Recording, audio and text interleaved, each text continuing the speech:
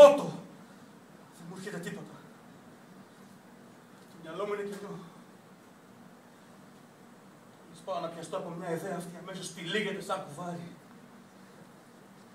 Μόλις πάω να την ξεμπλέξω, διαλύεται και χάνεται σαν αέρας. Θέλεις λίγη πίτσα? Βέβαια, μου βγήκε κάπως πικάντικη, μπορεί να καείς.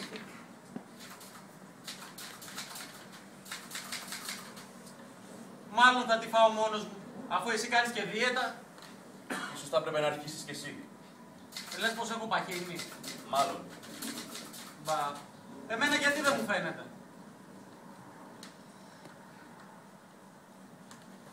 Έχεις κανένα τσιγάρο που τελείωσα?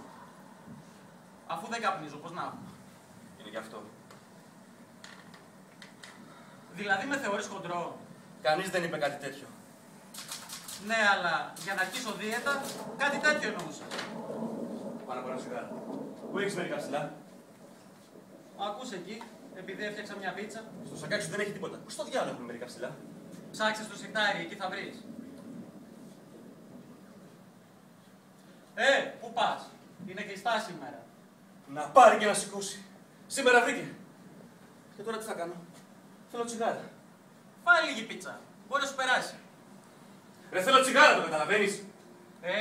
Άμα είναι, πάρε τη συγκοινωνία για το κέντρο. Όλο και κάποιο περίπτερο θα βρεις ανοιχτά. Ωραία ιδέα. Και να χάσω τη μισή μέρα στον δρόμο. Τι να σου κάνει?